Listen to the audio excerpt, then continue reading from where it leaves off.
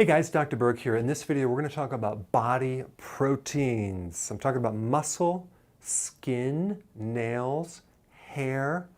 I mean, your entire body is almost all protein. You have minerals, you have fat, but protein is necessary to replace the body tissue. So I want to talk about some factors because it's a little bit involved with some complexities. It's not just a matter of eating any old protein to replace your body parts. If you replace your body with poor raw materials, you are going to have problems with. You're just going to not look healthy. You're going to look kind of ragged. You're going to look kind of, wrinkly. You're going to have loose skin. So we're going to go through all the factors to make sure that your body stays beautiful throughout your whole life. Does that sound good? Number one, incomplete proteins.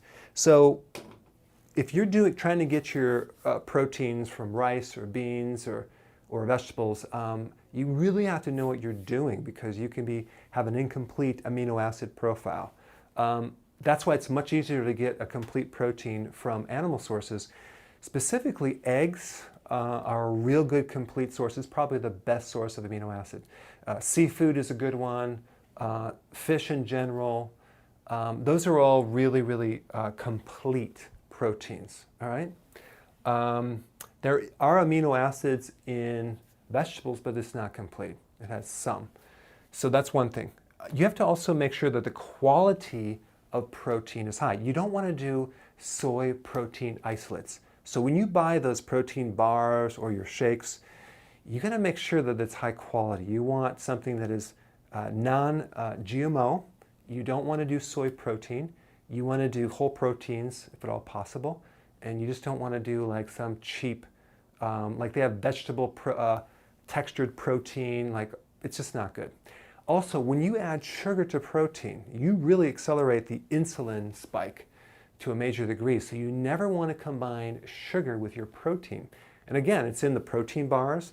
It's in all the different foods when you're taking like hamburger and a bun or hamburger with a Coke or sugar, not good because you're going to raise insulin like way, way up there. So insulin is going to create a lot of blood sugar problems and also belly fat, many other things. The other thing I want to talk about is hydrochloric acid. In your stomach, you have a very powerful acid called hydrochloric acid. When you age, you deplete the acids in the stomach. When you don't have enough stomach acid, you have a lack of protein digestion. You also have a lack of mineral absorption too. So the purpose of the stomach is to break down proteins. That's a big purpose. So if you're not breaking down proteins, you're going to get putrefaction. And that's called gas, indigestion, acid reflux, GERD. That all occurs in that same low acid state. If you have good acid in the stomach, you can break down collagen and have healthy tendons, ligaments, good connective tissue, so you're nice and strong and tight. But hydrochloric acid is probably the single most common deficiency that I see in a lot of people, especially when they get older. Thus the apple cider vinegar tablets or drink that you should do. But this is a really common thing, especially if the food sits there. And one of the big symptoms of hydrochloric acid deficiency is acid reflux. Yeah. So we need to have strong acid to be able to break down proteins, okay? Trace minerals. You need minerals, potassium, but also you need trace minerals. Trace minerals are minerals required in small amounts to be able to metabolize these proteins. See, the trace minerals are involved in all the cellular mechanics of protein. So your body takes protein as raw material and builds immune cells and hair cells and ligaments. But to do that, they need a lot of enzymes. Enzymes are made from protein. Enzymes need trace minerals. The DNA needs trace minerals. So all the metabolism in your energy factories need minerals, trace minerals. So if you don't have trace minerals, you'll find that it's very hard to grow hair or nails or connective tissue. Okay? The problem is in our soils, we don't have enough trace minerals.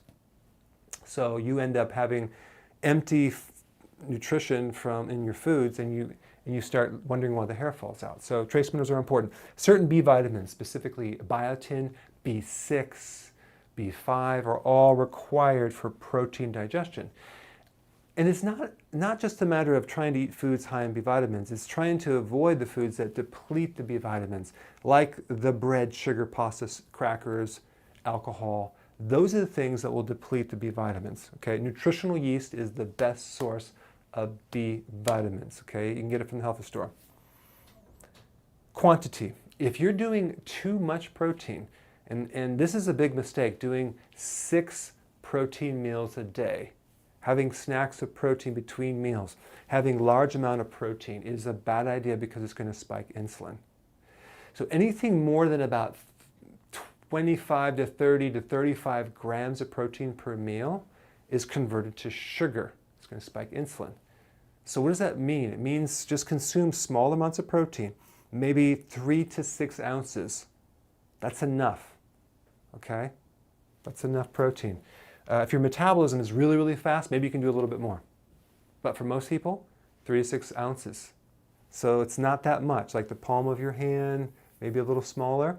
And sometimes not even 3 times a day, sometimes twice a day. We don't need as much protein as we think, and if you do too much, it's not going to help your hair or your muscles, okay? And I know there's some controversy about that, saying, oh, if I don't eat enough protein, I'm not going to have muscle strength. That's not true, because what builds muscle is a combination of hormones and protein and actually healthy foods and exercise and things like that and weight training, not just eating more protein. If in fact, the more protein you eat, the more you're going to clog your liver up, and then you're going to not be able to utilize that protein effectively. So the liver is a factor in protein metabolism too. So raw versus cooked. When we eat the majority of our food cooked, and then you add pasta and breads and starches and sugar, bad. Because when you eat cooked protein, you're eating a dead protein. Your body has a harder time utilizing that protein. It has to work harder to break it down and, to utilize it and absorb it. So cooked protein, too much of that destroys the liver, and then it inhibits your ability to process protein. So what does that mean? Does it mean that you're going to drive up to McDonald's and have a raw hamburger? No, it means that you need to have less cooked vegetables, more raw vegetables, raw nuts. I'll do a video on how to germinate the nuts, which is soaking them in water overnight. I'll do that in another one, but raw nuts, raw seeds, those are good. Not overly cooked meats. So maybe like medium or rare, that would be better.